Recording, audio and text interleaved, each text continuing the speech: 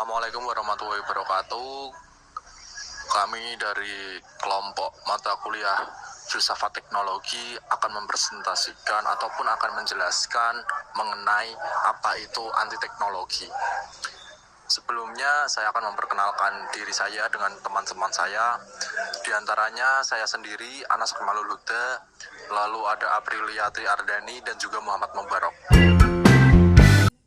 Apa itu anti-teknologi? Anti-teknologi adalah falsafah hidup yang menentang banyak bentuk teknologi modern. Istilah LUT umumnya digunakan sebagai pejoratif yang digunakan untuk orang yang menunjukkan kecenderungan teknofobia.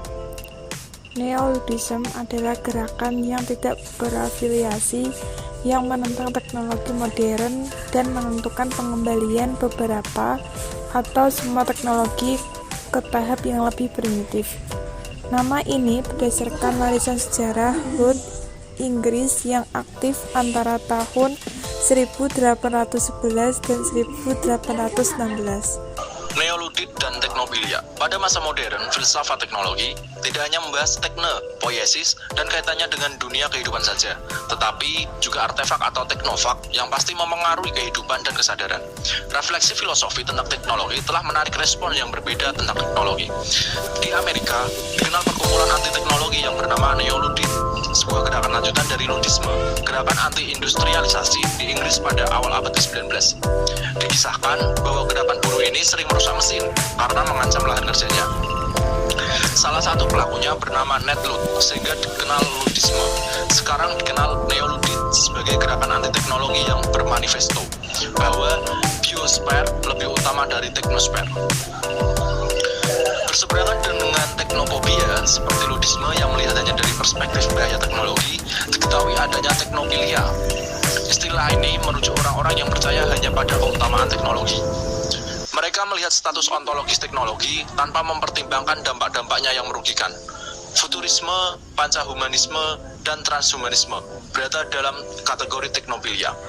Dikatakan bahwa teknologi tidak hanya dapat menebus keterasingan manusia modern, tetapi juga membawa kebahagiaan yang diinginkan. Filsafat teknologi menurut para filsuf. Beberapa filsuf telah memberikan perhatian terhadap teknologi dalam dunia kehidupan. Di antaranya Martin Heidegger, Jordan, Habermas, Jacques Ellul, dan Don Ih. Heidegger membuka diskursus filsafat teknologi melalui Being and Time yang dituntaskan dalam The Question Concerning Technology. Menurut Heidegger, hakikat teknologi bukanlah sesuatu yang bersifat teknologis, melainkan enframing, yakni mencipta, membentuk, dan mentransformasikan yang kemudian mengungkapkan sesuatu yang baru. Dari The Question Concerning Technology dapat disimpulkan dua hal. Pertama, pertanyaan kritis terhadap teknologi untuk menyadari ketersembunyian dan penyingkapan kebenaran dapat membatasi pandangan bahwa dunia seluruhnya hanyalah persediaan. Kedua, pandangan alternatif dari Gestalt dilakukan dengan menghidupkan kembali tekne sebagai seni. Sedangkan Jacques Ellul dalam The Technological Society melihat teknologi atau spesifiknya dunia teknik sebagai entitas yang otonom di mana manusia tidak dapat mengontrol dan mengatasi kemajuan teknologi. Dengan kata lain, implikasi teknik, sosial, logis, dan ekologis dari kemajuan teknik hanya dapat diatasi oleh kemajuan teknik itu sendiri.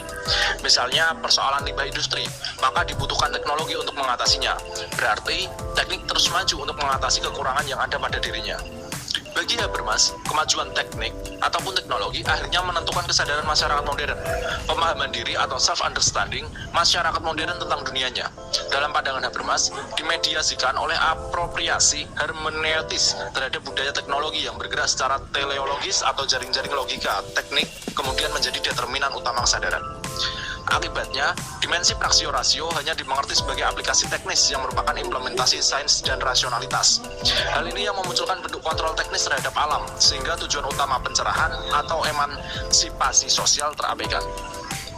Ilmu pengetahuan lantas dimengerti hanya sebagai cara bagaimana mengontrol, menguasai alam hingga masyarakat modern tenggelam dan terarahkan oleh dimensi teknis dari pengetahuan. Realisme instrumental. Refleksi atas peranan instrumentasi menurut Ihde adalah wilayah pertemuan antara filsafat sains dan filsafat teknologi. Realitas yang ditampilkan oleh perwujudan sains dan teknologi adalah realisme instrumental.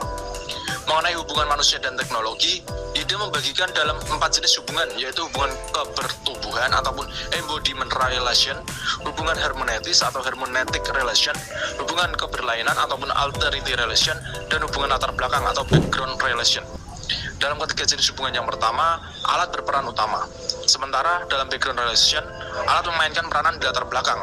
Ide juga mengatakan bahwa teknologi tertanam dalam budaya, sebab teknologi mengambil peranan penting dalam hubungan manusia dengan dunianya dan juga budayanya. Ide menolak pandangan bahwa alat teknologi netral dan hanya berupa alat-alat sederhana dengan tujuan dan sarana yang jelas.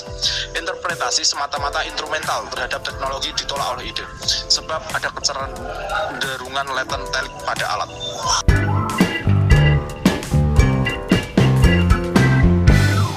Adalah tokoh neoludisme atau tokoh anti teknologi. Salah satu tokoh anti teknologi yang cukup terkenal yaitu adalah Charles Glendinning.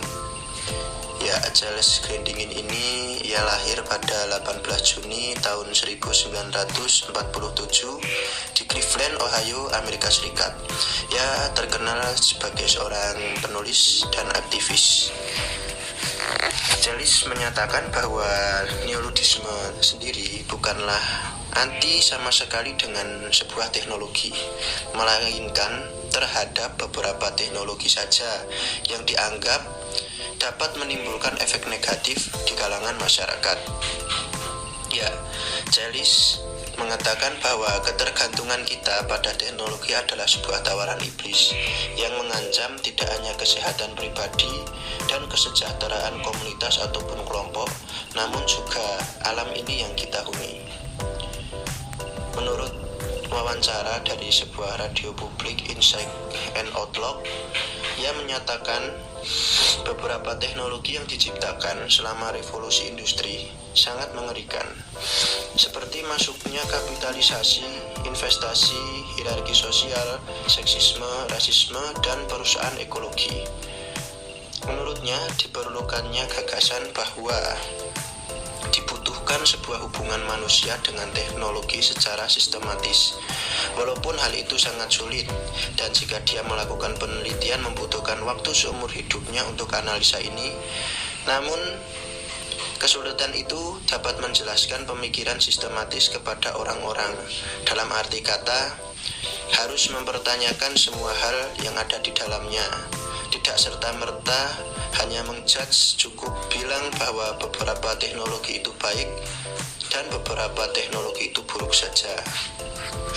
Beberapa karya Charles Glendinning ini yaitu antara lainnya yaitu When Technology Warns the Human Consequences of Progress, My Name is Kellis and I Am Recovery from Western Civilization, dan In the Company of Rebels, dan masih banyak lagi.